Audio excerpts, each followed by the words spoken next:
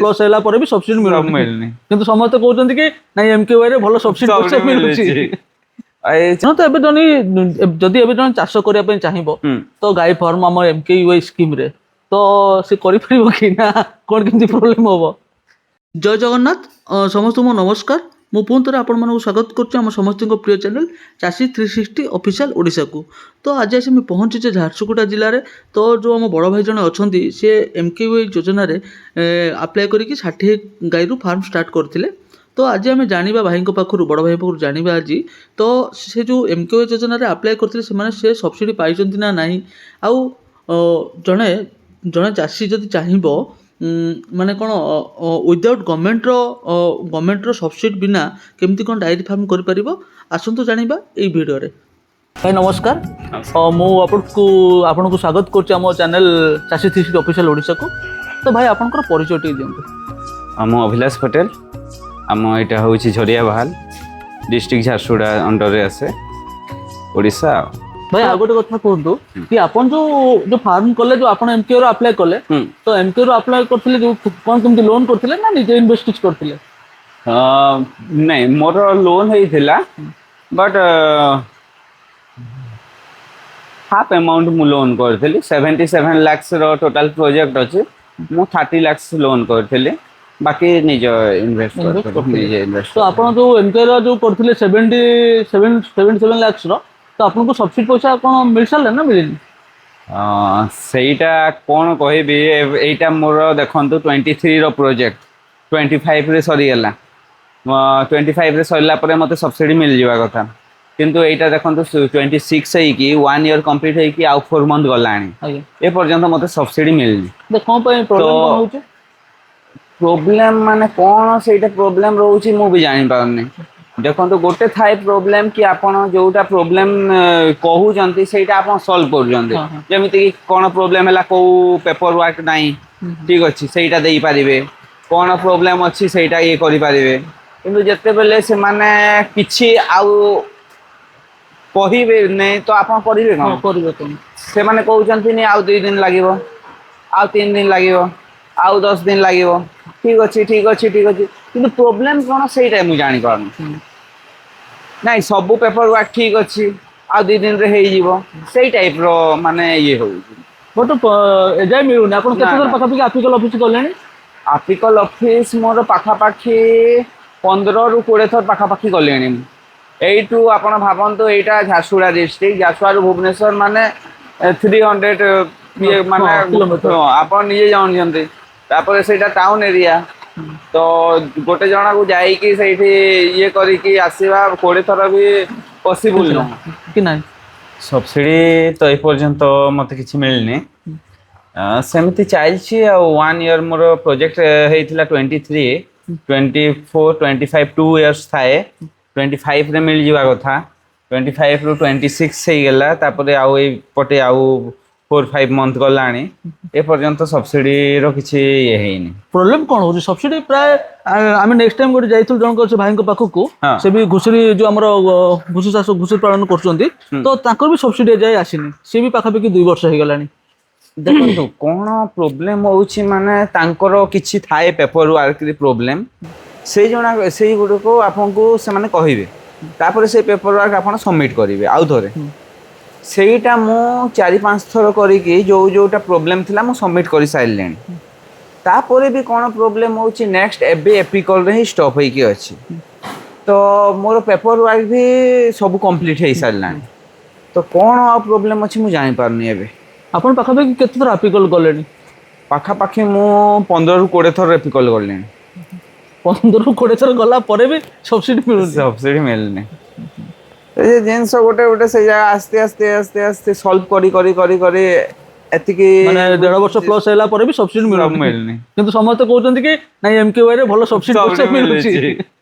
ଏଇ ଚାଷୀ ମାନେ ଠିକ ଅଛି, କିଛି ନାହିଁ, ଗୋଟେ ଚାଷୀ ଗୋଟେ ଆଶା କରିକି ଲୋନ୍ ଫୋନ୍ କରିକି ଗୋଟେ ପ୍ରୋଜେକ୍ଟ କରୁଛି, ଯଦି ଠିକ ଟାଇମରେ ତାକୁ ସବସିଡି ମିଳିବନି ତ ସେ ଲୋନ କେମିତି ଇଏ କରିବ, ସୁଝିବ।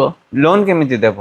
ବ୍ୟାଙ୍କ ତ ତା ନିଜ ନୁହଁ କି ସେ ତାକୁ ମୁହଁ ଦେଖିକି ସେ ଦେଇଦବ। ତାର ଇଏମଆଇ ବନ୍ଦ କରିଦେବ କି ନାଇଁ ତୋ ଇଏମଆଇ ତୋ ସବସିଡି ମିଳିଲା ପରେ ନେବୁ ଆମେ କହିକି, ସେମିତି ତ କରିବନି ନା। ତ ଭାଇ ବହୁତ ପ୍ରୋବ୍ଲେମ। ମେନ୍ ଜିନିଷ ହଉଛି ସେଇ ବ୍ୟାଙ୍କର ପ୍ରୋବ୍ଲେମ, ଲୋନ ର ପ୍ରୋବ୍ଲେମ। ଜଣେ ଯଦି ଲୋନ କରିକି କରୁଛି ସେ ବହୁତ ପ୍ରୋବ୍ଲେମ ପାଇବ। ଧରନ୍ତୁ ଏବେ ଜଣେ ଯଦି ଏବେ ଜଣେ ଚାଷ କରିବା ପାଇଁ ଚାହିଁବ ତ ଗାଈ ଫାର୍ମ ଆମର MKUI ସ୍କିମ ରେ ତ ସେ କରିପାରିବ କି ନା କଣ କେମିତି ପ୍ରୋବ୍ଲେମ ହବ?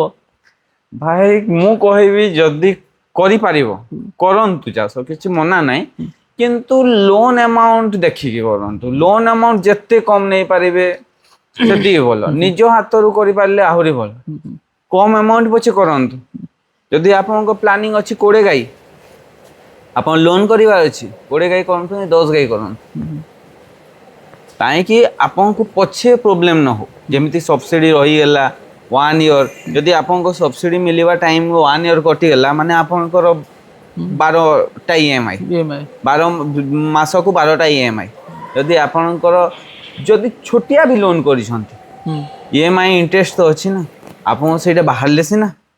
ଆଉ ଗାଈରେ ଗୋଟେ ଜିନିଷ ଆପଣ କହିପାରିବେନି ମୁଁ 60ଟା ଗାଈ ରଖିଛି ଏତିକି କ୍ଷୀର ବାହାରିବ, ସେଥିରେ ବହୁତ ପ୍ରୋବ୍ଲେମ ଅଛି। କନସିଭ୍ ହେଲା ହେଲାନି ଆପଣ ଜାଣିବେ 3 ମାସ ପରେ କନସିଭ୍ ହେଲା ନା ନାହିଁ, ବୁଝିଲେ? କେତେଟା ଗାଈ ସାଇଲେଣ୍ଟ ହିଟ୍ ଥାନ୍ତି, ସେଇଟା ଗୋଟେ ପ୍ରୋବ୍ଲେମ ଜିନିଷ। ଯଦି ଆପଣଙ୍କ ପାଖରେ ବୁଲ୍ ନାହିଁ, ଏଆଇ ସବୁବେଳେ ସକ୍ସେସ୍ ନୁହଁ। ଯଦି ଦେଶୀ ଗାଈ ଉପରେ ଯାଉଛନ୍ତି ତାର ସାଇଲେଣ୍ଟ ହିଟ୍ ଜଣା ପଡିବନି, ଆପଣ 3 ମାସ ପରେ ଜାଣିବେ। ସେମିତି ମୋର ବି ପାଖରେ ବି କେତେଟା ଗାଈ ଅଛନ୍ତି ଯେମାନେ 1 ଇୟର ହେଲାଣି କନସିଭ୍ କରିନାହାନ୍ତି, କାହିଁକି ହିଟ୍ ଜଣା ପଡ଼ିଲେନି ଆପଣ କିଛି କରିପାରିବେନି। ସେଥିପାଇଁ ମୁଁ ଏବେ ନେକ୍ସଟ ପାଇଁ ବୁଲ୍ ତିଆରି କରୁଛି। এই ବୁଲ୍ ରହିଲେ ସେଇଟା ପ୍ରୋବ୍ଲେମ ନାହିଁ।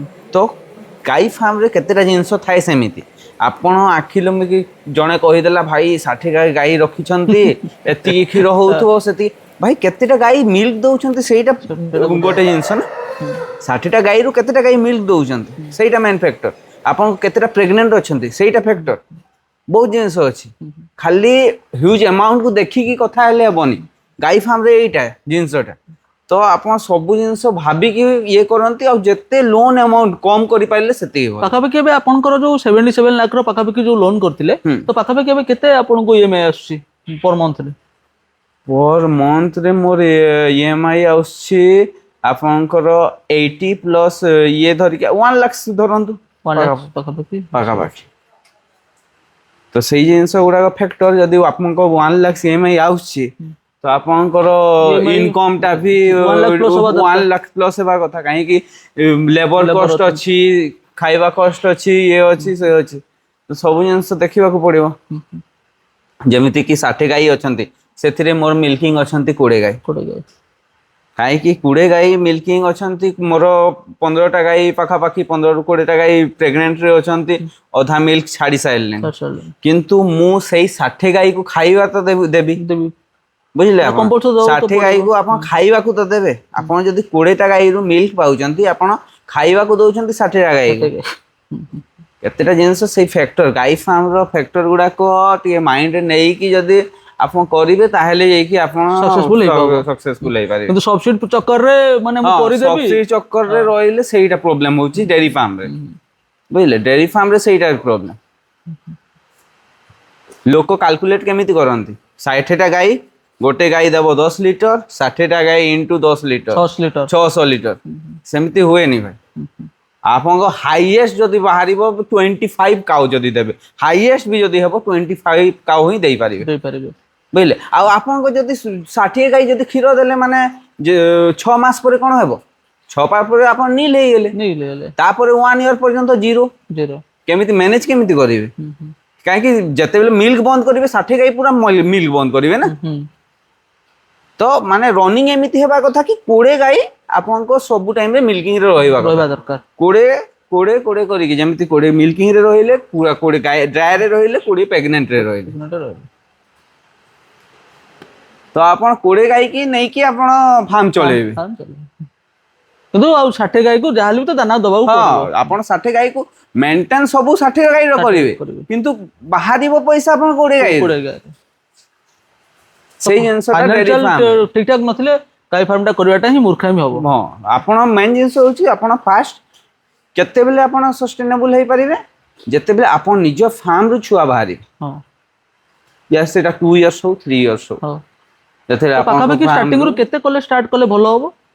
ମୁଁ ତ କହିବି ଯଦି କିଏ ଚାଷୀ କରୁଛନ୍ତି ଫାର୍ମ ଆପଣ ମିନିମମ୍ ଆମାଉଣ୍ଟରୁ ଷ୍ଟାର୍ଟ କରନ୍ତୁ 10 15 20 ଆପଣଙ୍କ ମାଇଣ୍ଡରେ ଯୋଉଟା ଅଛି ତାର ଅଧା। ଆଜ୍ଞା। ଆପଣ ଯଦି 20 ଭାବୁଛନ୍ତି 10 ଆପଣ ଯଦି 60 ଭାବୁଛନ୍ତି 30 ସବୁଠୁ ବେଷ୍ଟ। ମାନେ ସେଇ ଅନୁସାରେ ପୁଣି ଆମେ ମ୍ୟାନେଜମେଣ୍ଟ କରିପାରିବା ହଁ ଦରକାର। ହଁ ହଁ ଆପଣ ଯଦି ଭାବୁଛନ୍ତି ମୁଁ 60 ଗାଈ କରିପାରିବି ତ 30 ଗାଈରୁ ଷ୍ଟାର୍ଟ କରନ୍ତୁ।